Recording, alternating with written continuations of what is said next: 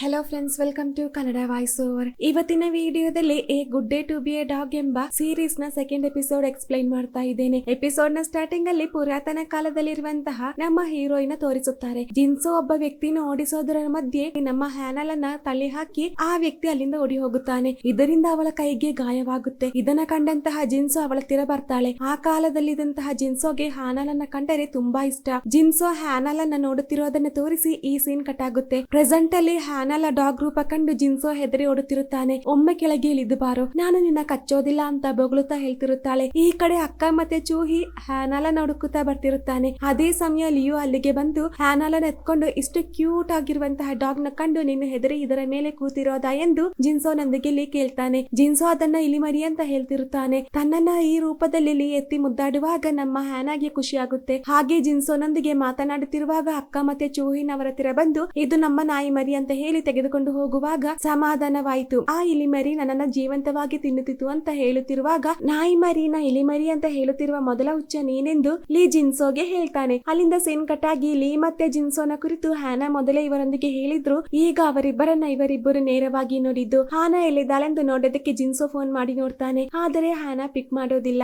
Urgent ಆಗಿ ಒಂದು ಕೆಲಸ ಇದ್ದ ಕಾರಣ ಹೇಳದೆ ಬಂದಿದ್ದೆಂದು ಹ್ಯಾನಾ ಮೆಸೇಜ್ ಮಾಡ್ತಾಳೆ. ಅಲ್ಲಿಂದ ಸೀನ್ ಕಟ್ ಆಗಿ ಮಾರನೇ ದಿನ ಜಿನ್ಸೋಗಿ ನಾಯಿ ಅಂದರೆ ಭಯ ಅಂತ ಹ್ಯಾನಾ ಅವರೊಂದಿಗೆ ಹೇಳಿ ಇಷ್ಟೊಂದು ಕ್ಯೂಟ್ ಆದ ಮುದ್ದಾದ ನನ್ನನ್ನ ಕಂಡಾಗ ಭಯ ಆಗುತ್ತಾ ಅಂತ ಕೇಳಿದಾಗ ಒಂದು ವೇಳೆ ಜಿನ್ಸೋಗೆ ಡಾಗ್ಸ್ ಗೆ ಸಂಬಂಧಪಟ್ಟಂತಹ ಯಾವುದಾದರೂ ಟ್ರಾಮ್ಯಾಟಿಕ್ ಸಿಚುವೇಶನ್ ಇರಬಹುದು. ಜಿನ್ಸೋ ನಿದ್ರೆ ಮಾಡುವಾಗ ಕಿಸ್ ಮಾಡೋದು ಬಿಟ್ರೆ ಬೇರೆ ದಾರಿ ಇಲ್ಲ ಅಂತ ಚೂಹಿನ್ ಹೇಳಿದಾಗ ಈಗ ಜಿನ್ಸೋಗೆ ನಿನ್ನ ಮೇಲೆ ಕೋಪ ಹೆಚ್ಚಾಗಿರಬಹುದು, ಟ್ರೀಟ್ ಕೊಡ್ತೇನೆಂದು ಹೇಳಿ ಕರೆದುಕೊಂಡು ಹೋಗಿ ದುಡ್ಡು ಸಹ ಕೊಡದೆ ಅಲ್ಲಿಂದ ಓಡಿ ಬಂದಿದ್ದಲ್ವಾ ಎಂದು ಅಕ್ಕ ಹೇಳ್ತಾಳೆ. ಅಲ್ಲಿಂದ ಸೀನ್ ಕಟ್ ಆಗಿ ಜಿನ್ಸೋನ ತೋರಿಸುತ್ತಾರೆ. ತಾನು ನಾಯಿ ಮರಿನ ಕಂಡು ಹೆದರಿ ನಿಂತಿರೋದನ್ನ ಒಂದು ವೇಳೆ ಹಾನಾ ನೋಡಿರಬಹುದಾ ಅಂತ ಟೆನ್ಷನ್ ಅಲ್ಲಿ ಇರುತ್ತಾನೆ. ಹಾಗೆ ಜಿನ್ಸೋ ಸ್ಕೂಲ್ಗೆ ಬಂದಾಗ ಹ್ಯಾನಲ್ ಇರೋದಿಲ್ಲ. ಜಿನ್ಸೋನೊಂದಿಗೆ ಲೀ ನೆನ್ನೆ ನಡೆದಂತಹ ವಿಷಯದ ಕುರಿತು ಕೇಳಿದಾಗ ಸರ್ ನೀವು ಹ್ಯಾನಲ್ ಒಂದಿಗೆ ಒಬ್ಬರೇ ಪಾರ್ಟಿಗೆ ಹೋದ್ರ, ಏನ್ ವಿಷಯ ಅಂತ ಈ ಮೇಕಪ್ ರಾಣಿ ಕೇಳ್ತಾಳೆ. ಇವಳಿಗೆ ನಮ್ಮ ಜಿನ್ಸೋ ಮೇಲೆ ಒಂದು ಕಣ್ಣಿರುತ್ತೆ. ಇದರಿಂದ ಪುನಃ ಅವಳೊಂದಿಗೆ ಹೋಗದಿರಲು ಹ್ಯಾನಲ್ ಕುರಿತು ಕೆಟ್ಟದಾಗಿ ಹೇಳುವಾಗ ಬೇರೆ ವ್ಯಕ್ತಿಗಳ ಕುರಿತು ಹೀಗೆ ಮಾತನಾಡೋದು ಒಳ್ಳೆ ಬುದ್ಧಿ ಅಲ್ಲ ಅಂತ ಹೇಳಿ ಜಿನ್ಸೋ ಅಲ್ಲಿಂದ ಎದ್ದು ಹೋಗುತ್ತಾನೆ. ಅಷ್ಟರಲ್ಲಿ ಹ್ಯಾನಾ ಅಲ್ಲಿಗೆ ಬರ್ತಾಳೆ. ನೆನ್ನೆ ಹೇಳದೆ ಹೋಗಿದ್ದಕ್ಕೆ ಅವನೊಂದಿಗೆ ಸಾರಿ ಕೇಳ್ತಾಳೆ. ಹಾಗೆ ಅವನೊಂದಿಗೆ ಟ್ರೀಟ್ ನ ಕ್ಯಾಶ್ ಪೇ ಮಾಡ್ತೇನೆ ಅಂದಾಗ ದುಡ್ಡನ್ನ ಲೀಗೆ ಕೊಟ್ಟರೆ ಸಾಕು, ಪೇ ಮಾಡಿದ್ದು ಲೀ ಎಂದು ಜಿನ್ಸೋ ಹೇಳ್ತಾನೆ. ಜಿನ್ಸೋ ನಾಯಿ ಮೇರಿನ ಕಂಡು ಹೆದರಿ ಹೊಡಿದ್ದನ್ನ ತಾನು ಕಂಡಿಲ್ಲ ಎಂಬ ಭಾವದಲ್ಲಿ ಅವನೊಂದಿಗೆ ಮಾತನಾಡುವಾಗ ನಮ್ಮ ಜಿನ್ಸೋಗೆ ಸಮಾಧಾನವಾಗೋದು. ಲೀನ ಕರೆಕ್ಟ್ ಮಾಡೋದಕ್ಕೆ ನನಗೆ ಹೆಲ್ಪ್ ಮಾಡೋದಿಲ್ವಾ ಅಂತ ಕೇಳಿದಾಗ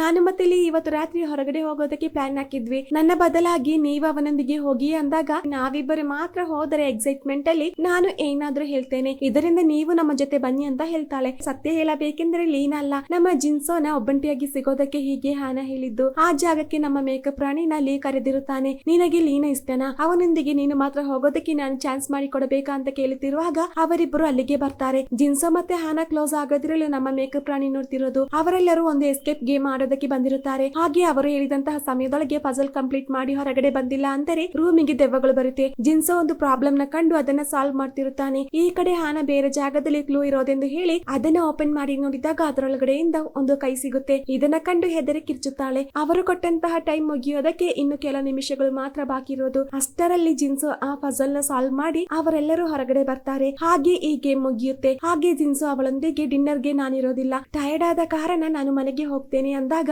ಊಟ ಮಾಡಿ ಹೋಗು ಅಂತ ಹ್ಯಾನಾ ಎಷ್ಟೇ ಹೇಳಿದ್ರು ಜಿನ್ಸೋ ಕೇಳದಿರುವ ಕಾರಣ ಒಂದೇ ಒಂದು ಪೆಗ್ಗಾದ್ರೂ ಹೊಡೆದು ಹೋಗು ಅಂತ ಹ್ಯಾನಾ ಹೇಳ್ತಿರುತ್ತಾಳೆ.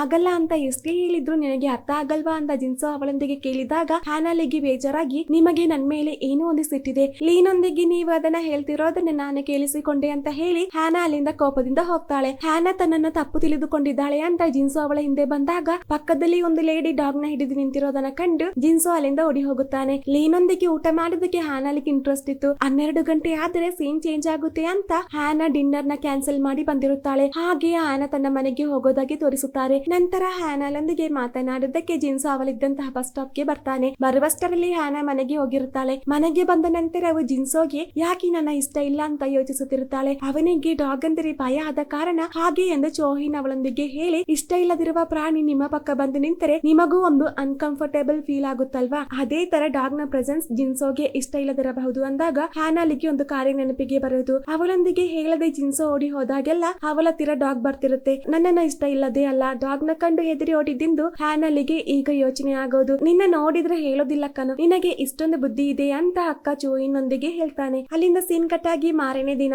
ಸ್ವಲ್ಪ ಹುಡುಗರು ಸ್ಕೂಲಲ್ಲಿ ಸ್ಮೋಕ್ ಮಾಡ್ತಿರೋದನ್ನ ಕಂಡಂತಹ ಹೆಣ್ಮಕ್ಳು ಇದರ ಕುರಿತು ಹ್ಯಾನಲೊಂದಿಗೆ ಕಂಪ್ಲೇಂಟ್ ಮಾಡ್ತಾರೆ. ಹಾಗೆ ಆನೆ ಅವರೊಂದಿಗೆ ಇದರ ಕುರಿತು ಕೇಳಿದಾಗ ಮಿಸ್ ಎಂದು ಸ್ವಲ್ಪನೇ ಭಕ್ತಿ ಇಲ್ಲದೆ ಹ್ಯಾನಲೊತ್ತಿಗೆ ಕೊಬ್ಬಿಂದ ಮಾತನಾಡಿದ್ದಲ್ಲದೆ ನಾನು ಈ ಸಿಗರೇಟ್ ಅನ್ನ ಮುಗಿಸಿ ಹೋಗೋದೆಂದು ಆ ಹುಡುಗ ಅವಳೊಂದಿಗೆ ಹೇಳ್ತಾನೆ. ಅವರ ಹೆಸರೇನೆಂದು ತಿಳಿಯಲು ಅವರ ನೇಮ್ ಬೋರ್ಡ್ ನೋಡುವಾಗ ಮಿಸ್ ನೀವು ನಮ್ಮ ಅನುಮತಿ ಇಲ್ಲದೆ ನಮ್ಮ ಬಾಡಿ ಟಚ್ ಮಾಡಿದ್ದಕ್ಕೆ ನಾನು ನಿಮ್ಮ ಬಾಡಿನ ಟಚ್ ಮಾಡ್ತೇನೆಂದು ಹೇಳಿ ಅವಳ ತೀರ ಹೋಗುವಾಗ ಜಿನ್ಸು ಅವನ ಕೈ ಹಿಡಿದು ತಿರುಗಿಸುತ್ತಾನೆ. ನಂತರ ಮೂವರಿಗೂ ಸರಿಯಾಗಿ ಹೊಡೆಯುತ್ತಾನೆ. ಹೆಸರು ಹೇಳುವಂತ ಜಿನ್ಸು ಅವರೊಂದಿಗೆ ಕೇಳಿದ್ರು ಹೇಳದಿರೋದನ್ನ ಕಂಡಂತಹ ಈ ಹುಡುಗ ಅವರ ಹೆಸರನ್ನ ಜಿನ್ಸೋಗೆ ಹೇಳಿಕೊಡ್ತಾನೆ. ಜಿನ್ಸೋನ ಫೈಟ್ ಎಲ್ಲರಿಗೂ ಇಷ್ಟ ಆಗಿರುತ್ತೆ, ಆದರೆ ಹ್ಯಾನಲಿಗೆ ಏನೋ ಒಂದು ಬೇಜಾರಾಗಿರುತ್ತೆ. ಇದನ್ನ ಜಿನ್ಸೋ ಸಹ ಗಮನಿಸಿರುತ್ತಾನೆ. ಅವಳೊಂದಿಗೆ ಆ ಹುಡುಗರು ಹಾಗೆ ಬಿಹೇವ್ ಮಾಡಿದ್ದಕ್ಕಾಗಿರಬಹುದು. ಇದಾದ ನಂತರ ಹ್ಯಾನಾ ಮೂಡ್ ಆಫ್ ಆಗಿರುತ್ತಾಳೆ. ಹಾಗೆ ಊಟ ಮಾಡುತ್ತಿರುವಾಗ ನಿನ್ನ ನೋವನ್ನ ಮರೆಸೋದಕ್ಕೆ ನಿನಗೆ ಇಷ್ಟ ಆದಂತಹ ಫುಡ್ ನ ತಿನ್ನುವಂತ ಫ್ರೆಂಡ್ ಅವಳೊಂದಿಗೆ ಹೇಳ್ತಿರೋದನ್ನ ಜಿನ್ಸೋ ಕೇಳಿಸಿಕೊಂಡಿರುತ್ತಾನೆ. ಲಂಚ್ ನ ನಂತರ ಇರುವಂತಹ ಕ್ಲಾಸ್ ಮುಗಿಸಿ ಬರುವಾಗ ಅವಳಿಗೆ ಇಷ್ಟ ಆದಂತಹ ಫುಡ್ ನ ಜಿನ್ಸೋ ತಂದಿಟ್ಟಿರುತ್ತಾನೆ. ಹ್ಯಾನಾ ಅದನ್ನ ಖುಷಿಯಿಂದ ತಿನ್ನುತ್ತಿರೋದನ್ನ ಜಿನ್ಸೋ ನೋಡ್ತಾನೆ. ಹ್ಯಾನಾಲಿಗೆ ಇವತ್ತು ಕ್ಲಾಸ್ ಕಂಟಿನ್ಯೂ ಮಾಡೋದಕ್ಕೆ ಯಾವುದೇ ಮೂಡ್ ಇರೋದಿಲ್ಲ.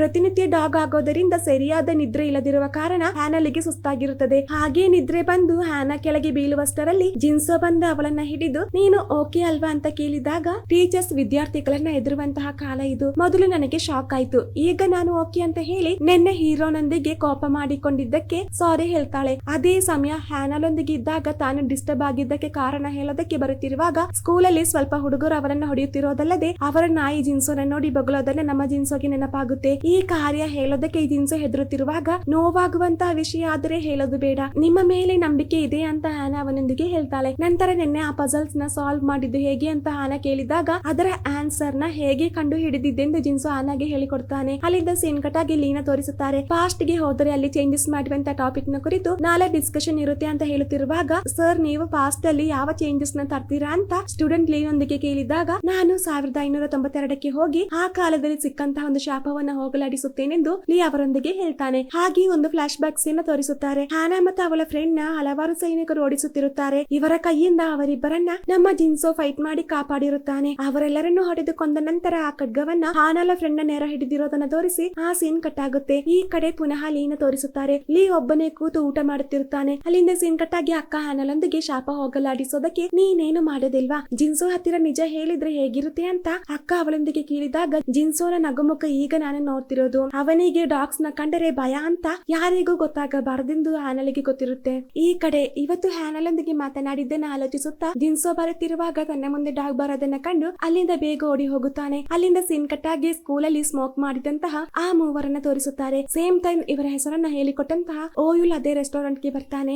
ಓಯುಲ್ ನ ಕಂಡ ತಕ್ಷಣ ಈ ಮೂವರು ಬೇಕಂತಾನೆ ಕಾಲು ಕೆರೆದು ಜಗಳಕ್ಕೆ ಬರ್ತಾರೆ. ಹಾಗೆ ಸ್ವಲ್ಪ ಸಮಯದ ನಂತರ ಪೊಲೀಸ್ ಸ್ಟೇಷನ್ ಇಂದ ಹ್ಯಾನಲಿಗೆ ಫೋನ್ ಬರುತ್ತೆ. ನೀವು ಓಯುಲ್ ನ ಕ್ಲಾಸ್ ಟೀಚರ್ ಅಲ್ವಾ ಅಂತ ಕೇಳಿದಾಗ ಹ್ಯಾನಾ ಗಾಬರಿಯಿಂದ ಬೇಗ ಎದ್ದೇಳುತ್ತಾಳೆ. ಈ ಕಡೆ ಒಂದು ಲೇಡಿ ನಮ್ಮ ಓಯುಲ್ ನ ಬೈತಿರುತ್ತಾಳೆ. ನಿನ್ನ ಪ್ಯಾರೆಂಟ್ಸ್ ಬರಲಿ ಆಗ ನಿನಗೆ ತೋರಿಸುತ್ತೇನೆ ಎಂದು ಹೇಳಿದಾಗ ನನಗೆ ಹಾಗೆ ಯಾರು ಇಲ್ಲ ಎಂದು ಓಯುಲ್ ಆ ಲೇಡಿಯೊಂದಿಗೆ ಹೇಳಿದಾಗ ಪ್ಯಾರೆಂಟ್ಸ್ ಇಲ್ಲದಿರೋದಕ್ಕೆ ನೀನು ಹೀಗೆ ಆಗಿದ್ದೆಂದು ಬೈತಿರುವಾಗ ಇದನ್ನ ಕೇಳಿಸಿಕೊಂಡು ಹ್ಯಾನಾ ಬರ್ತಾಳೆ. ಹಾಗೆ ಬಂದವಳು ಆ ಲೇಡಿಯೊಂದಿಗೆ ಸರಿ ಮಾಡಬೇಕಾಗಿದ್ದು ಓಯುಲ್ನಲ್ಲ, ನಿಮ್ಮ ಮಗನನ್ನ ಬೆಳಿಗ್ಗೆ ಸಿಗರೆಟ್ ಸೇದಿದ್ದು ಅದಲ್ಲದೆ ತನ್ನೊಂದಿಗೆ ಮಿಸ್ಬಿಹೇವ್ ಮಾಡಿದಲ್ಲ ಹೇಳಿ ಅವನ ಪಾಕೆಟ್ ಇಂದ ಸಿಗರೆಟ್ ಪ್ಯಾಕ್ ನ ತೆಗೆದು ತೋರಿಸುವಾಗ ಆ ಲೇಡಿ ಬಾಯಿ ಮುಚ್ಚುತ್ತಾಳೆ. ಇಲ್ಲೇ ಇದ್ದರೆ ಪ್ರಾಬ್ಲಮ್ ಜೋರಾಗುತ್ತೆ ಅಂತ ಅವರೆಲ್ಲರೂ ಅಲ್ಲಿಂದ ಹೋಗುತ್ತಾರೆ. ಈ ಕಡೆ ಹ್ಯಾನಾ ಓಯುಲ್ ನೊಂದಿಗೆ ಯಾಕೆ ಪ್ಯಾರೆಂಟ್ಸ್ ಗೆ ಫೋನ್ ಮಾಡಿದೆ, ನನಗೆ ಫೋನ್ ಮಾಡಿದ್ದೆಂದು ಕೇಳಿದಾಗ ನನ್ನ ಅಪ್ಪ ಅಮ್ಮ ಆಸ್ಟ್ರೇಲಿಯಾದಲ್ಲಿರೋದು, ಈಗ ನಾನು ನನ್ನ ಅಂಕಲ್ ನೊಂದಿಗೆ ಇರೋದು, ಅವರು ಇನ್ನೂ ಮನೆಗೆ ಬಂದಿಲ್ಲ ಅಂತ ಹೇಳಿದಾಗ ಹಾಗಿದ್ದರೆ ಸರಿ ನಾನು ಮನೆಗೆ ಡ್ರಾಪ್ ಮಾಡ್ತೇನೆಂದು ಹೇಳಿ ಟೈಮ್ ನೋಡುವಾಗ 11:56 ಆಗಿರುತ್ತೆ. ಓಯುಲ್ ನನಗೆ ಅರ್ಜೆಂಟ್ ಆಗಿ ಒಂದು ಕೆಲಸ ಇದೆ, ನೀನು ಸೇಫ್ ಆಗಿ ಮನೆಗೆ ಹೋಗು ಅಂತ ಹೇಳಿ ಹ್ಯಾನಾ ಅಲ್ಲಿಂದ ಓಡಿ ಹೋಗುತ್ತಾಳೆ. ಓಯುಲ್ ತನ್ನ ಹಿಂದೆ ಬರೋದನ್ನ ಗಮನಿಸಿ ಹ್ಯಾನಾ ಹೆದರಿ ತನ್ನ ಫೋನ್ ನ ಕೆಳಗೆ ಹಾಕ್ತಾಳೆ. ಓಯುಲ್ ಅದನ್ನ ತೆಗೆಯುವುದರ ಗ್ಯಾಪ್ ನೋಡಿ ಹ್ಯಾನಾ ಬೇಗ ಅಲ್ಲಿಂದ ಎಸ್ಕೇಪ್ ಆಗ್ತಾಳೆ. ಜೋಯಿನ್ ಹ್ಯಾನಲನ್ನ ಪಿಕ್ ಮಾಡೋದಕ್ಕೆ ಹೋಗುವಂತಹ ಸಿಚುವೇಶನ್ ಅಲ್ಲಿ ಇರೋದಿಲ್ಲ. ಅಕ್ಕ ಕುಡಿದು ಫಿಟ್ ಆದ ಕಾರಣ ಅವಳನ್ನ ಮನೆಗೆ ಡ್ರಾಪ್ ಮಾಡುವಂತಹ ಬಿಸಿಯಲ್ಲಿ ಇರುತ್ತಾನೆ.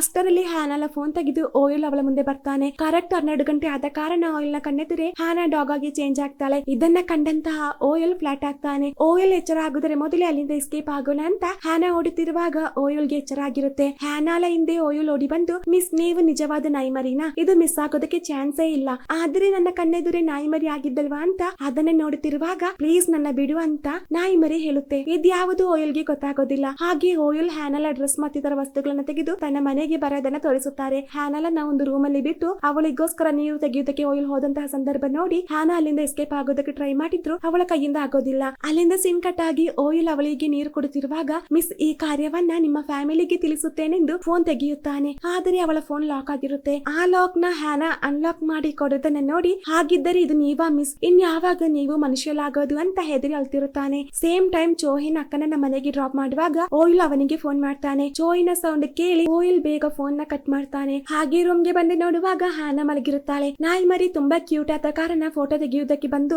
ಮಿಸ್ ನ ಅನುಮತಿ ಇಲ್ಲದೆ ಫೋಟೋ ತೆಗೆಯೋದು ಸರಿಯಲ್ಲ ಅಂತ ತಿಳಿದು ಓಯುಲ್ ನಿದ್ರೆ ಮಾಡ್ತಾನೆ. ಓಯುಲ್ ನಿದ್ರೆ ಮಾಡಿದ ಸಂದರ್ಭ ನೋಡಿ ಅಲ್ಲಿಂದ ಎಸ್ಕೇಪ್ ಆಗೋದು ಹ್ಯಾನಲ ಪ್ಲಾನ್ ಆಗಿರುತ್ತದೆ. ನಿದ್ರೆ ಮಾಡಿದ ಹಾಗೆ ಮಲಗೋಣ, ಆಗ ಓಯುಲ್ ಇಲ್ಲಿಂದ ಹೋಗುತ್ತಾನೆಂದು ಹ್ಯಾನಾ ಅಂದುಕೊಂಡಿರುತ್ತಾಳೆ. ಆದರೆ ಓಯುಲ್ ಅವಳ ಪಕ್ಕದಲ್ಲೇ ಮಲಗಿರುತ್ತಾನೆ. ಆದರೂ ಪರವಾಗಿಲ್ಲ, ಅವನು ನಿದ್ರೆ ಮಾಡಿದ್ದಾನೆಂದು ಕನ್ಫರ್ಮ್ ಮಾಡಿ ಎಸ್ಕೇಪ್ ಆಗೋದಕ್ಕೆ ಟ್ರೈ ಮಾಡ್ತಾಳೆ. ಆದರೆ ಡೋರ್ ಓಪನ್ ಮಾಡೋದಕ್ಕೆ ಹ್ಯಾನಲಿಂದ ಆಗ್ತಿರೋದಿಲ್ಲ. ತುಂಬಾ ಸಲ ಟ್ರೈ ಮಾಡಿದ್ರು ಅವಳಿಗೆ ಡೋರ್ ನ ಹ್ಯಾಂಡಲ್ ಸಿಗೋದಿಲ್ಲ. ಹಾಗೆ ಹೇಗಾದರೂ 6 ಗಂಟೆ ಆಗುವ ತನಕ ನಿದ್ರೆ ಮಾಡಬಾರ್ದಿತ್ತು ಸ್ವಯಂ ಹೇಳಿ ಕೊನೆಗೆ ನಿದ್ರೆ ಮಾಡ್ತಾಳೆ. ಅಲ್ಲಿಂದ ಸೀನ್ ಕಟ್ ಆಗಿ 6 ಗಂಟೆ ಕಳೆದು ತುಂಬಾ ಟೈಮ್ ಆಗಿರುತ್ತದೆ. ಓಯುಲ್ ನ ಅಂಕಲ್ ಡೋರ್ ಓಪನ್ ಮಾಡುವಂತ ಸೌಂಡ್ ಕೇಳಿ ಹ್ಯಾನಾ ಎದ್ದೇಳುತ್ತಾಳೆ. ಓಯುಲ್ ಇನ್ನೂ ಎದ್ದಿರೋದಿಲ್ಲ. ಹಾಗೆ ಹ್ಯಾನಾ ತನ್ನ ಡ್ರೆಸ್ ನ ತೆಗೆಯುವುದನ್ನು ತೋರಿಸಿ ಕಟ್ ಮಾಡಿದ್ರೆ ಓಯುಲ್ ನ ಅಂಕಲ್ ನ ತೋರಿಸುತ್ತಾರೆ. ಅಂಕಲ್ ಡೋರ್ ಓಪನ್ ಮಾಡಿ ಒಳಗಡೆ ಬಂದಾಗ ಹ್ಯಾನಾಗೆ ಶಾಕ್ ಆಗುತ್ತೆ. ಹ್ಯಾನಲನ್ನ ನೋಡಿ ಅಂಕಲ್ಗೂ ಶಾಕ್ ಆಗುತ್ತೆ. ಆ ಅಂಕಲ್ ಬೇರೆ ಯಾರು ಅಲ್ಲ, ಅದು ನಮ್ಮ ಜಿನ್ಸು ಆಗಿರುತ್ತಾನೆ. ಹಾಗೆ ಅವರಿಬ್ಬರು ಪರಸ್ಪರ ಕಣ್ಣು ಮುಚ್ಚದೆ ನೋಡುತ್ತಿರೋದನ್ನ ತೋರಿಸಿ ಈ ಎಪಿಸೋಡ್ ಎಂಡ್ ಆಗುತ್ತೆ. ಹ್ಯಾನಲ ಸೀಕ್ರೆಟ್ ನಮ್ಮ ಓಯೋಲ್ಗೆ ಗೊತ್ತಾಗಿದೆ. ಆ ಸೀಕ್ರೆಟ್ ನಮ್ಮ ಜಿನ್ಸೋಗೆ ಗೊತ್ತಾಗುತ್ತಾ ಅಂತ ನಮಗೆ ನೆಕ್ಸ್ಟ್ ಎಪಿಸೋಡ್ ಅಲ್ಲಿ ನೋಡೋಣ. ಹಾಗಿದ್ದರೆ ನಿಮಗೆ ನನ್ನ ವಿಡಿಯೋ ಇಷ್ಟವಾದಲ್ಲಿ ಪ್ಲೀಸ್ ಲೈಕ್ ಮಾಡಿ, ಶೇರ್ ಮಾಡಿ, ಸಬ್ಸ್ಕ್ರೈಬ್ ಮಾಡಿ, ಜೊತೆಗೆ ಪಕ್ಕದಲ್ಲಿರುವಂತಹ ಬೆಲ್ ಐಕಾನ್ ಪ್ರೆಸ್ ಮಾಡಿ. Thank you.